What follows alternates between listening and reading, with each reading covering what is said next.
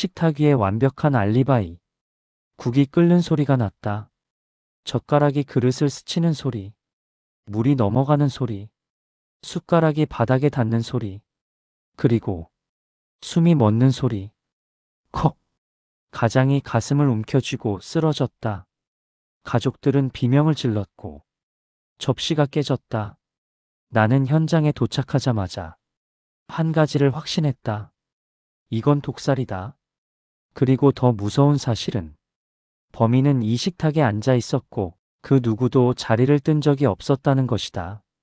즉, 완벽한 알리바이 속에서 누군가가 사람을 죽였다. 내 이름은 서지후. 서울경찰청 강력계 형사다.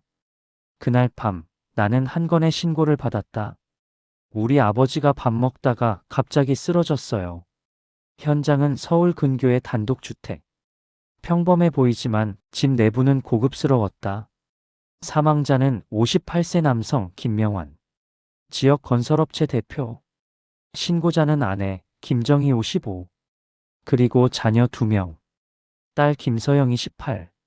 아들 김도현 24. 거실 한가운데 커다란 원목 식탁이 놓여 있었다. 그 식탁 위엔 아직 먹다 만 음식이 남아 있었다. 미역국, 불고기, 잡채, 김치, 그리고 와인 한 병. 사망자는 의자에서 반쯤 떨어진 채 얼굴이 창백하게 굳어 있었다. 구급대는 이미 떠났고 사망 판정은 현장에서 내려졌다. 의사는 단호히 말했다. 심장마비 가능성이 있지만 입술색과 동공 반응이 이상합니다. 독극물 가능성이 높습니다. 나는 식탁 위를 살폈다.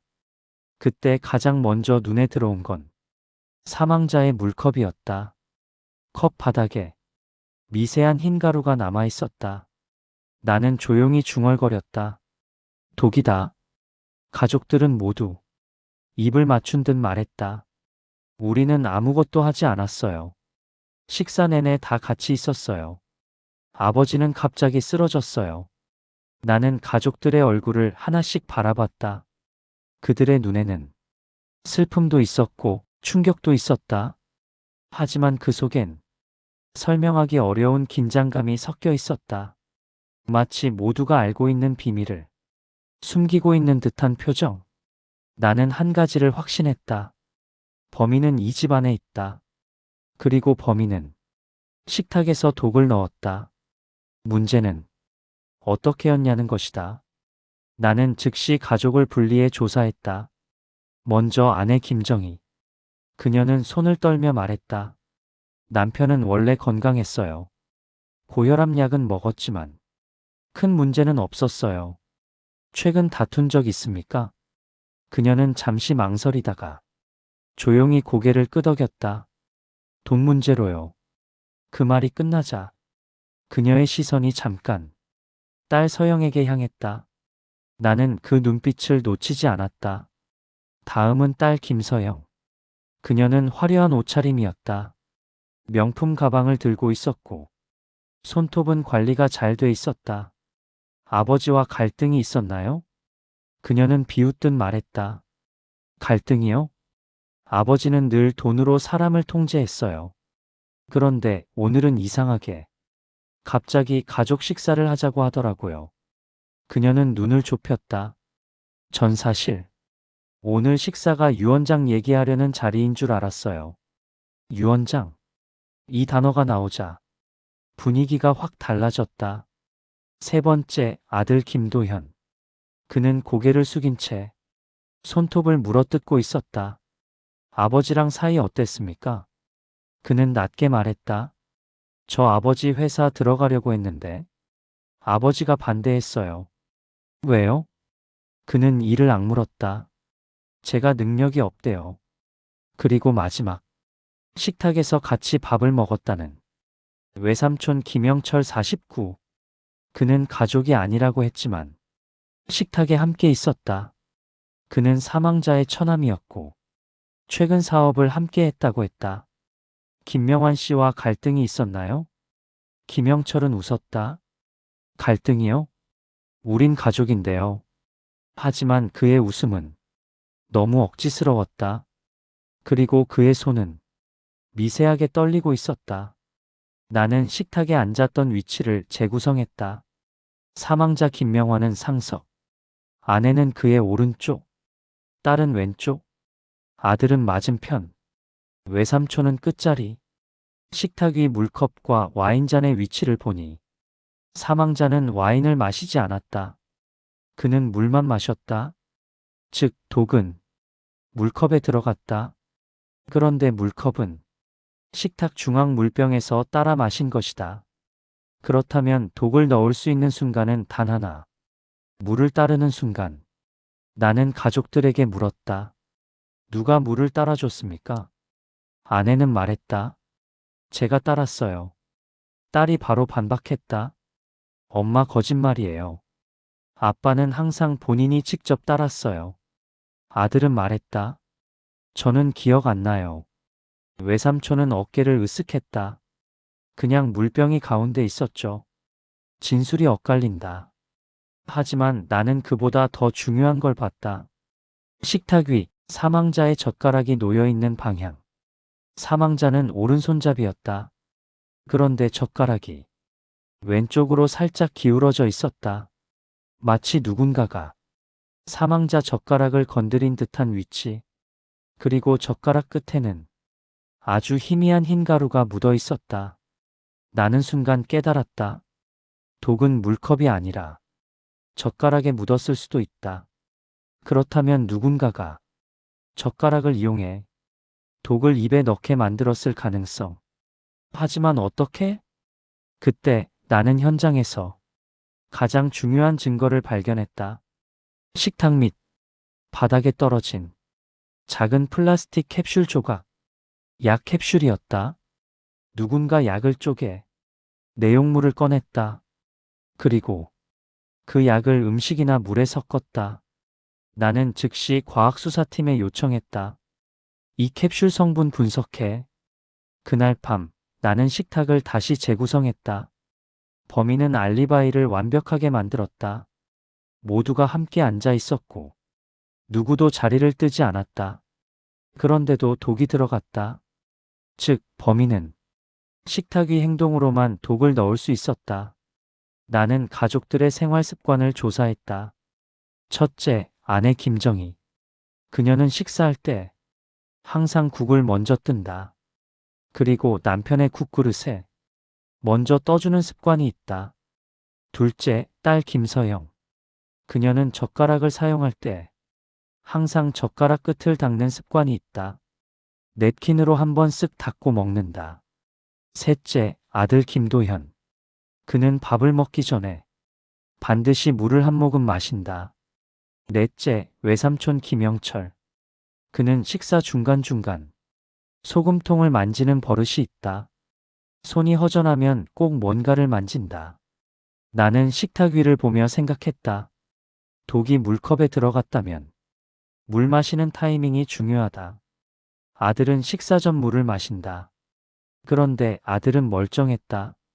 사망자는 식사 중간에 물컵을 들었다. 즉, 독이 들어간 건 식사 도중. 그때 누군가가 물컵에 손을 댔어야 한다. 하지만 모두 앉아 있었다. 그런데 식탁 위엔 와인병이 있었다. 와인병은 사망자의 시야를 가릴 수 있다. 범인은 와인병을 들고 잔을 따라주는 척하면서 다른 손으로 물컵에 독을 넣을 수 있다. 나는 CCTV를 확인했다. 이 집 거실에는 보안 카메라가 없었다. 하지만 부엌에 요리용 카메라가 하나 있었다. 아내가 요리 영상을 찍는 취미가 있어서 식탁 쪽을 향해 설치된 작은 카메라였다. 나는 그 영상을 확보했다. 영상 속에는 식탁이 부분적으로 보였다. 그리고 소리가 녹음되어 있었다. 나는 영상의 소리에 집중했다. 처음엔 평범했다. 젓가락 소리, 그릇 부딪히는 소리, 국 떠먹는 소리. 그런데 10분쯤 지나자 특이한 소리가 들렸다. 찰칵. 작은 플라스틱 캡슐이 깨지는 소리였다. 그 뒤에 바로 들린 소리. 사각. 가루가 떨어지는 소리, 그리고 이어서 와인병이 탁자에 내려앉는 소리. 쿵! 나는 숨을 삼켰다. 그 순간 누가 와인을 들었는지 영상에서 확인했다. 딸 김서영이었다. 그녀가 와인병을 들어 엄마 잔에 따라주고 있었다. 그런데 그녀의 왼손이 잠깐 사라졌다. 식탁 아래로 내려갔다가 다시 올라왔다.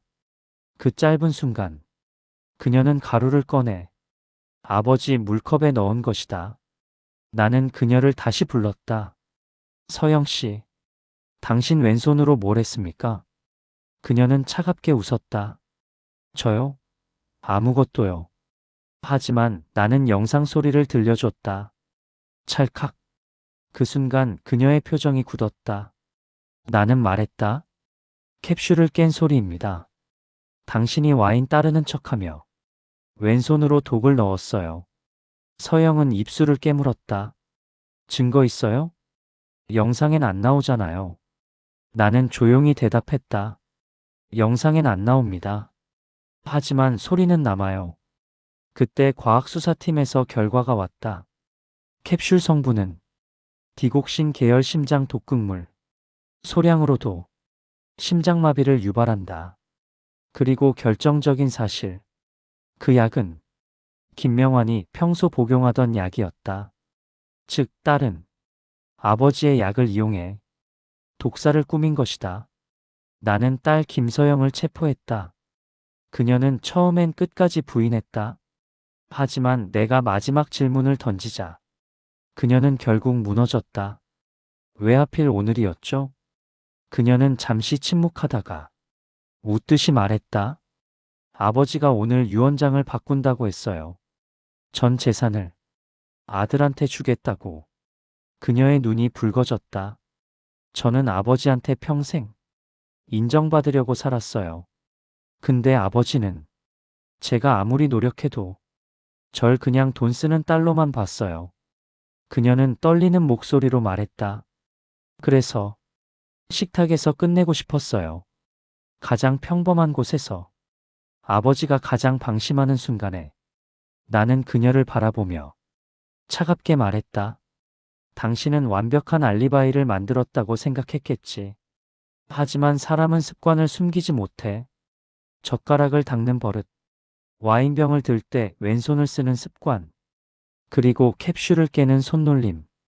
그 모든 게 소리로 남았어. 서영은 고개를 숙였다. 그 순간 아내 김정희가 울부짖었다. 왜 그랬니 왜? 하지만 나는 그녀를 바라보며 마지막으로 말했다. 이 집은 오늘도 똑같은 밥상을 차렸겠죠. 하지만 이 식탁은 더 이상 가족의 장소가 아닙니다. 살인의 현장입니다. 며칠 뒤 나는 사건 보고서를 쓰며 그날의 녹음 파일을 다시 들었다. 국이 끓는 소리, 젓가락이 그릇을 스치는 소리, 물이 넘어가는 소리, 그리고 찰칵 캡슐이 깨지는 소리. 그 작은 소리 하나가 한 사람의 죽음을 결정했다. 사람들은 늘 말한다. 완벽한 범죄는 존재한다고. 하지만 나는 안다. 완벽한 범죄는 없다. 왜냐하면 인간은 반드시 소리를 남기니까.